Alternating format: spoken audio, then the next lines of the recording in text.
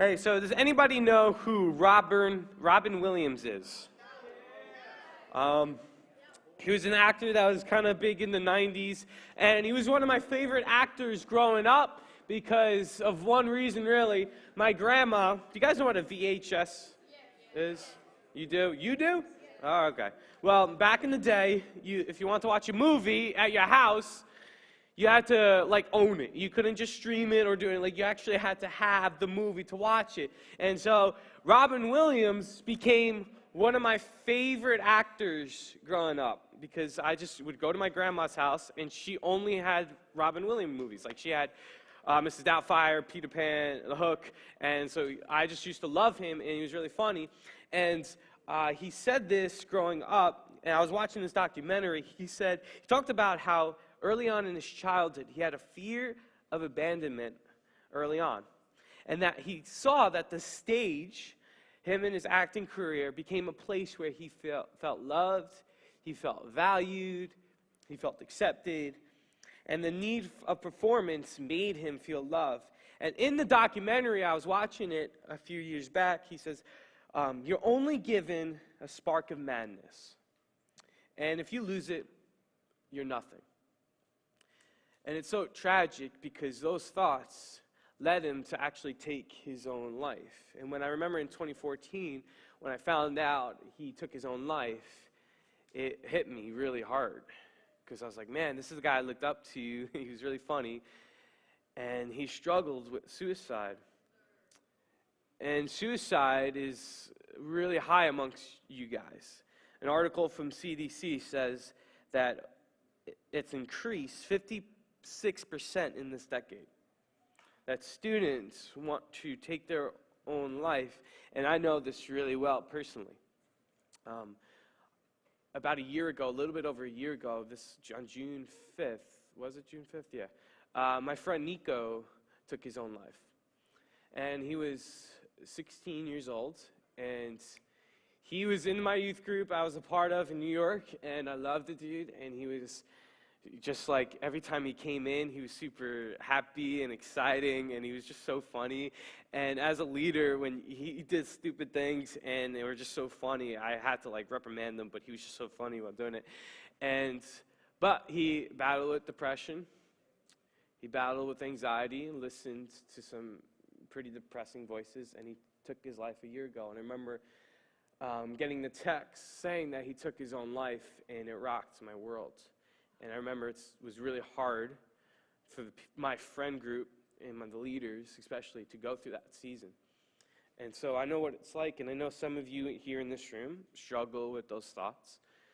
Struggle with thoughts of taking your own life. And there's a lot of preventions, there's a lot of numbers that you could call, and if you're feeling that way, I'm just going to say this up front, that we would love to talk with you because life is worth living. But we see this as a problem, not even just with students, but in humanity. The Center of Disease Control released a document not too long ago that states in the last 20 years, suicide rates have increased 25% since 1995. The CDC and Prevention released the results of a nationwide survey during the height of pandemic that more than 40% of those who responded reported symptoms of ultimate highs of anxiety and depression and increased substance use and addiction to other struggles. And the crazy thing is when you do research, we're seeing this, especially at the height of pandemic and what the pandemic has done. I think even scientists have said that it's the cause of what isolation has done will last for years. Scientists can't even do studies because they can't really fathom and get really good stuff because it's been so crazy. But the people who are struggling with the most are actually celebrities. Celebrities are the ones who have a lot of money and who have a lot of fame and popularity. They're the ones that's struggling with the most. And you just, to do some basic research, you find, I'm just going to name a few people that you know that have struggled with depression and suicide. Kendall Jenner, Adele, Ryan Reynolds, Beyonce, Emma Stone, and so many others. And it's crazy to me because here are the people that have the fame, that have the money, that have the success and the awards and the comfortable lifestyle that so many of us feel like if we just had that lifestyle, we'd be okay.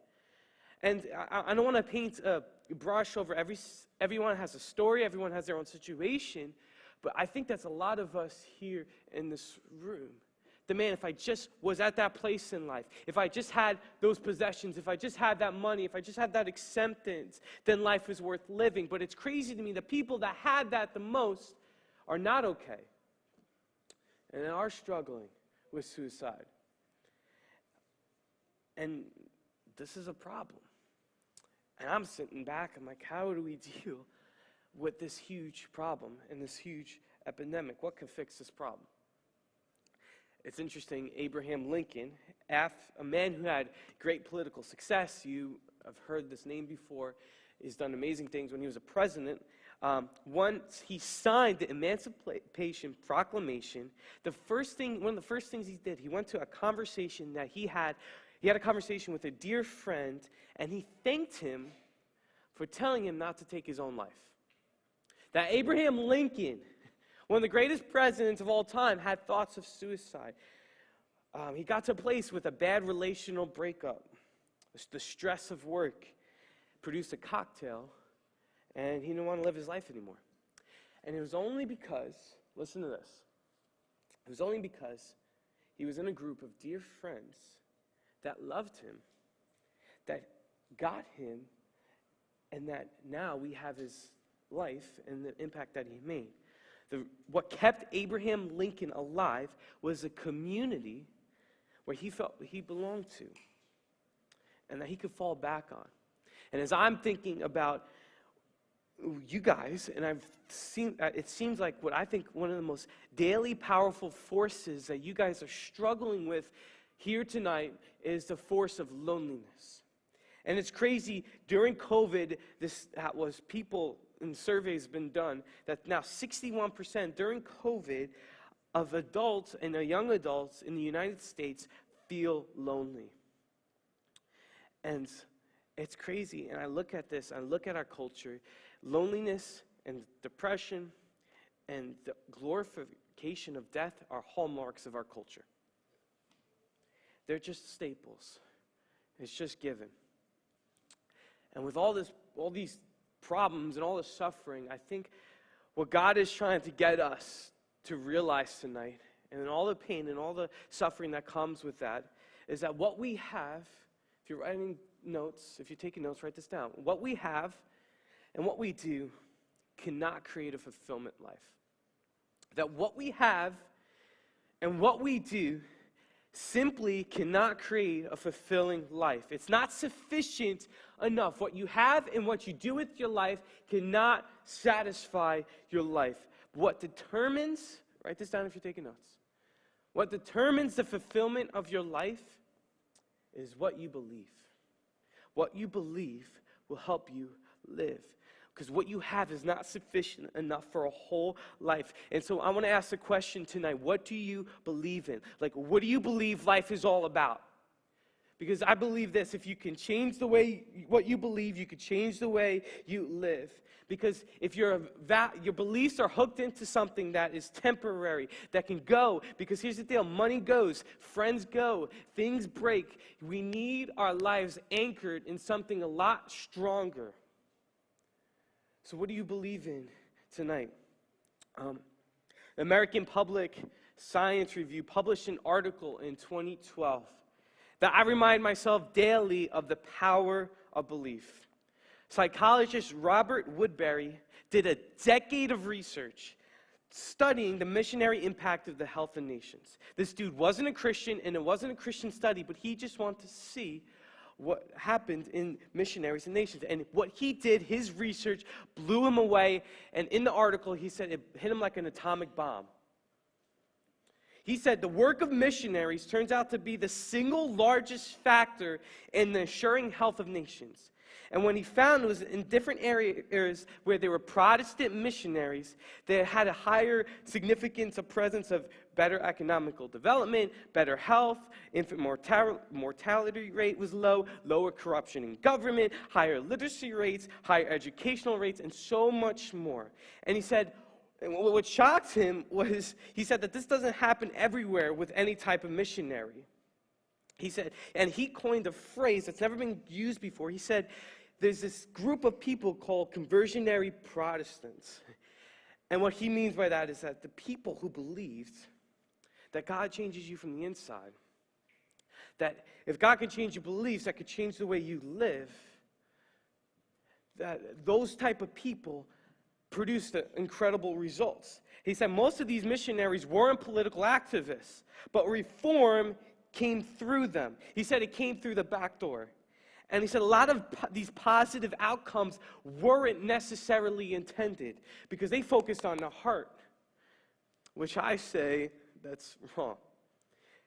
And I laugh because this is exactly the gospel. Because Jesus says, if I can change the root, I can change the way you live. If I can change your heart, I can change your life. And if you're writing notes, write this down. If I could change your beliefs, I could change the way you live. And Anthony, what are you getting at? Well, here's the deal. We're in the study of Ephesians, and for the first 3 chapters, Paul, who's writing this book, has not told us anything to do yet because he's simply trying to hone in on what you believe, like what you believe this life is about. Because if you're not satisfied with the life you are living, you need to change what you believe. You need to change what you think about this world has to offer. Because here's the deal. I could come up here and I could talk about, hey, here's 3 steps to defeat depression in your life. But here's the thing. That won't matter if you don't feel like life is worth living. And so I need to change the root. I need you to really struggle with what you believe life is all about. Because we need some steel in our foundation for when the storms of life come. And this is what Paul is praying over us, the text I just read before. And he's trying to get, hey, what do you believe? What do you believe this life is all about? Because that will change the way you live. And so he says in verse 14, he says, when I think of all this, I fall to my knees and pray to the Father, the creator of heaven and on earth. I pray that from his glorious, unlimited resources, that he will empower you with inner strength through his Spirit. Why is he praying for God to give you power? So that then Christ will make his home in your hearts as you trust him. And so what Paul is begging for is Christ, through his power, will make home inside of your heart. And some of your versions might say to dwell, but I love the NLT and how the NLT puts it because it paints the bigger picture. God wants to make home in your heart. He wants to move into your heart. He doesn't just want to become a renter or occasionally stop by. He wants to move into your heart. And so there's a big difference between renting or visiting somebody else's house and then living in that house. I remember back in high school, I went over to my brother's friend's house, and I was going with my brother, and I never met these people before. So I go over to my brother's friend's house, and we're at the front door, and he knocks, and nobody enters in the house. And, nobody comes up, and it's just nobody's in the house. And so we just started the cell phone thing. You know what a cell phone is? Yeah. So we just at the time when I was using my cell phone. So I'm like, hey, let's call your friend. But my brother, he's got a couple screws loose. He's a little crazy. He decided to just check if the front door was open. So he checks the front door, and it was open. And so he decided, not like a reasonable person would do, like just say, hey, is anybody home? He just opened the door, walked in, walked straight to the kitchen, got a bowl, got some cereal, got milk, and he made himself a bowl to eat of cereal. Yeah, he got the spoon, yeah. Thanks for adding in the detail, thank you. And so I'm like, bro, you just can't walk into somebody else's house and just start grabbing cereal. And he's like, bro, the cereal's so good. I'm like, bro, it's just Cheerios. What is the deal? Why are you just going in? And as I'm saying, like, hey, we have to leave. We're in somebody else's house and nobody else is home. The family walks in. And I'm like, hey, how's it going? Yeah, this is my brother. Yeah, you know him. He's a little crazy. I'm sorry. And I'm sorry to be in here. I know this is really awkward. And then the family just goes, hey, how's it going? Hey, how's it going? Hey, oh, you want a bowl to eat? And they start pouring me a cereal bowl. I'm like, I'm not even hungry. Why is this happening? And this was just so weird, and I was shocked that this family had a completely different philosophy in life when they came to their house. Like if they were if you knew them and you were cool with them, their house was your house. And my brother knew that, and I didn't. And it's crazy. That's what Paul's trying to get us to realize. Because is Christ in your heart? And is Christ the home in your heart? Like, does he occasionally stop by? Or does he just walk in and go to every part of your room, of your house, of your heart? And it's crazy because, like, you don't do that if you don't have permission. My brother wouldn't just do that if he didn't have permission. And so my brother just walked in, made himself at home. So my question to you tonight is Christ at home in your heart? Or does he occasionally just stop by? Because he wants to get into your heart, get into the home of your heart. And he wants to change you from the inside out. He wants to get that something deep within your soul and within your heart so that it can change the way you live. And that's what you need. That's what this is how it starts. This is what Christianity is. You got to change what you believe so that you can have a different life. And here's the deal, like a lot of us in this text, isn't talking about new believers accepting Christ. It's actually talking to believers and saying, is Christ in all rooms of your heart? Does he have access to every part of your heart? Because listen, if Jesus enters into your house and he comes into your house, he wants all the keys to your room. He wants all the keys to your room. So imagine you let Jesus into your house and he's like, hey, I was traveling for a little bit. I got to go to the guest room. I got to go to the bedroom. So I'm going to go to the bedroom real quick. And you're just like, no, Jesus, no, you can't go in the bedroom. Yeah, I do some shady stuff in the bedroom, and it's really messy. Jesus, don't go in. Go in the bed. Let me clean up first. And he goes, all right, well, fine. I'll go to the bathroom then. No. Don't go to the bathroom. It's a little, it's messy, and I do some stuff in the bathroom too. But listen, please don't go in the bathroom. It's like, okay, can I sit down at the couch and watch some TV? I'm going to put some TV on. What type of movies? What you watching on Netflix? Whoa, hey, no, don't watch. Please stop. Give me the remote, Jesus. Okay, Jesus. Because Jesus, if you allow him to come into your heart, he wants access to all different parts of your life. He's not going to settle for just the foyer. He's not going to settle for just different areas of your life. He wants to go into every part of your home. And some of you, that scares you. Because you're like, I've got some things. I've got some shady stuff in my closet, and if God saw it, I'm going to be mad. And some of us think Jesus is like Chip and Joanna Gaines, but like Gordon Ramsay, and just would come in and be like, Superman, hey, that's an ugly carpet. Look at that orange chair, that's disgusting. Blah, blah.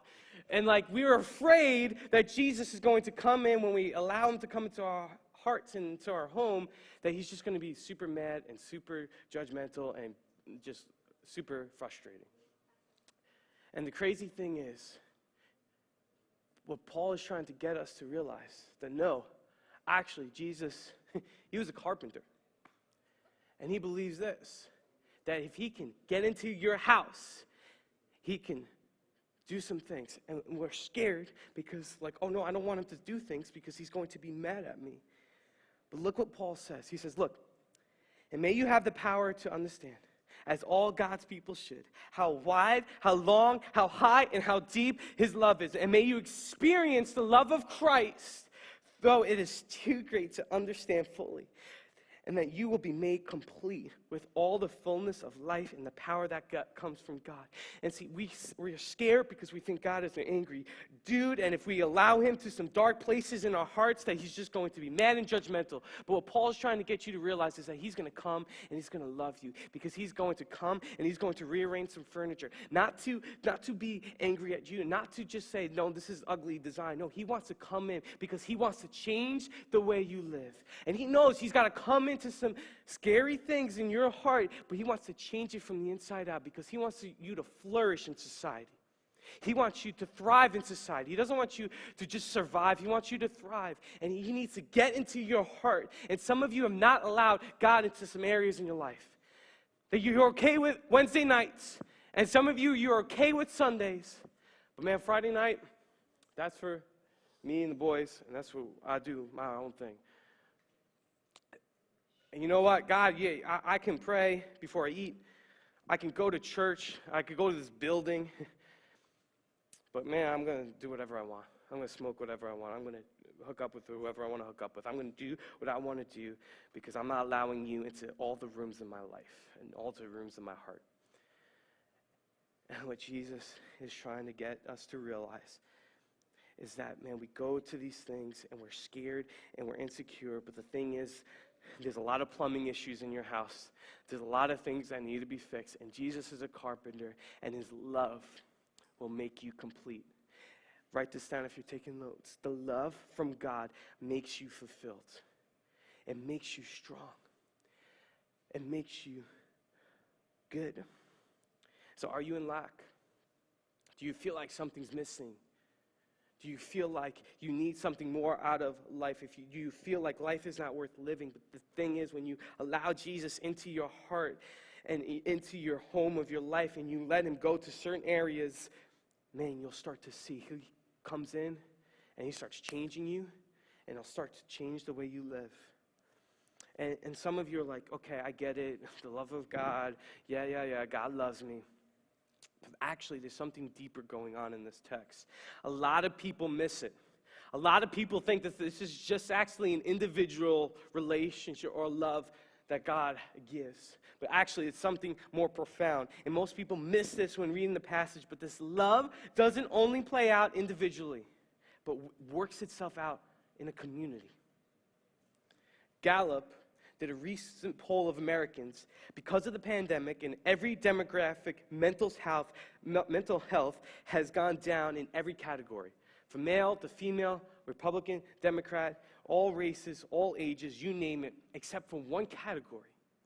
One category's mental health actually improved during the pandemic. And this is the group. It was those who attended church weekly. A non-Christian organization did a poll, and people said that their mental health actually improved, not the people that occasionally went to church, but those who went to church. And I believe it was the people who were woven deeply into the fabric of God's family that stood strong when their foundations were tested, because we are better together. And this new love that can radically transform your life, doesn't just work itself out individually. And I've talked about this a lot already, but we come into church and it's all about the individual. It's an individual experience. And some churches, that's what they name their services, an experience, because it's only between you and God. But the thing is, there's a lot of people here in this room. And what Jesus is trying to get us to realize is, if you want deeper and more profound experiences with the love of God, you need to love each other. That's why he says, I wish that all of God's people together can grasp how wide and how deep the love is for Christ. And grasping the love of God requires a community of people who are unlike you. I remember when I first experienced this for myself. I was going to community college, and in community college, really nobody ever wants to be there, especially me. I was sitting it was like a 7 a.m. class. It was the worst, and I remember this dude drank like 2 bangs before class or something, and he would sit right next to me. He's like, hey man, what are you doing? And I'm like, man, just leave me alone. It's 7 a.m. I'm just trying to get through the day. And he would always try to talk to me and hang out with me and ask me what I was doing after class, and I'm like, man, just leave me alone. But then God kept nudging on my heart, as he does, and he was like, hey, you need to love that person. And this dude was like totally not like me. We didn't like any of the things. He didn't like sports. He didn't like music. He didn't watch Netflix. Like, I don't know what the kid did, honestly, but like I was trying to engage in conversation. I was trying to like just love this dude that God called me to. And I remember just after a while, after sitting down with him and having conversations with him, like I started not to hate him anymore. And it was crazy because I'm like, oh my goodness, like he comes in, he's like, hey man, how you doing? I'm like, I wasn't irritated anymore. And it was crazy because I was experiencing God going into some room, because in one of my rooms in my heart, in my house, is like, I sometimes can't stand people. And so God wants to go into that room, and it's like, hey, I'm going to reorganize. And I'm going to make this better so you can have a more fulfilled life. And all of a sudden, I'm starting to actually like this dude.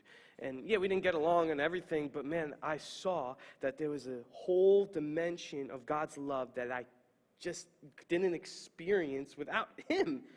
And I'm like, man, and it just hit me like a ton of bricks that, like, you know how, like you thought you were just the opposite of that dude? And God reminded me, like, that was me. I was the opposite from God. I was his enemy. I did things that he hated. I knew what to do and didn't do what I was supposed to do. I was on the totally opposite side of the spectrum, but God still chose to love me. And God still chose to pursue me. And that love will transform your mind, and will transform your heart, and it will transform your life if you allow it to. And so listen, if you're taking notes, this is my bottom line. A new love from God that changes you on the inside, but also is needed with other people, will change your beliefs, and that would actually change the way you live. And so when we get a communal type of love, a love that Abraham Lincoln experienced, a love that Abe felt, and he felt like he belonged, and he felt like he was accepted, that changed his life. And I believe this, I want us to be a youth ministry that love each other. No matter how much you hate each other, no matter how much hostility is in this room, like we talked about last week, God is building a family. He's taking enemies and turning them friends, and he could break down hostility if you walk humbly. But that's going to be all of us working together to make that happen, because I want this to be a place where if someone is struggling with suicide, with taking their life, believing the lie that life is not worth living, I want them to come in here and feel some type of love that makes no sense, and that it will transform their life, and so that they can live a different life. We're going to close with this one last story. A devout atheist named Matthew Paris wrote an article a few years ago that was entitled, "As an Atheist, I believe that Africa needs God." And he posted it on Richard Dawkins' website, of all places. But this guy grew up in Mali, Africa, and when he went back there, he went to investigate a water pipe that was bursted so that the town couldn't have clean water. So he went there, and he got inspired by the charity, and he was like, man, charities are good, and they're good for the world. But it also inspired another thing that was suppressing for years. And he goes on and he says, this worldview doesn't make sense to me, it's irrational. But after some time, it kept rising up again and again, and it was his belief in God.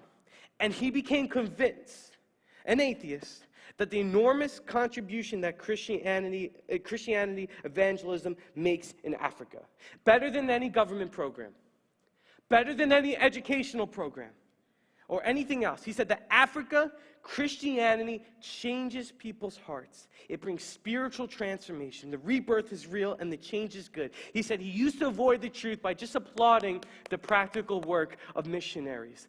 And he allowed faith to maybe motivate others, but though he thought it was unnecessary, he said it doesn't fit the facts. And he goes on to say that one person who changes then affects the rest of the community. And he goes on to say he met these people who were super optimistic, super kind, confident, and loving. And every single one of those people had a Bible in their car. Every single one of those people went to church on a Sunday. He said, if you want to see the change in Africa, a belief system must be implanted. If Christian missionaries were to leave the country, the continent would be at the hands of Nike and the witch doctor, the mobile phone, and the machete. We have to put Jesus in their hearts, coming from an atheist. An atheist said we have to put Jesus in their hearts, because if they don't get to their beliefs, all they are left with, listen to this, is distraction and anger. And that's the world we have. Everyone's distracted, and everybody's angry in the culture. And an atheist is realizing, man, there's something different about true Christianity. Not religious Christianity, where you come in and it's behavior modification, but something that transforms the heart. Because when you can transform the heart, when you make the tree good, the fruit will be good. And you can live a life that flourishes. And when we comprehend how deep the love is of Christ, we'll experience a better way of living. And it starts with your beliefs. So what do you believe in tonight? What do you believe in tonight? Do you believe life is worth living? Because it is. Because it is.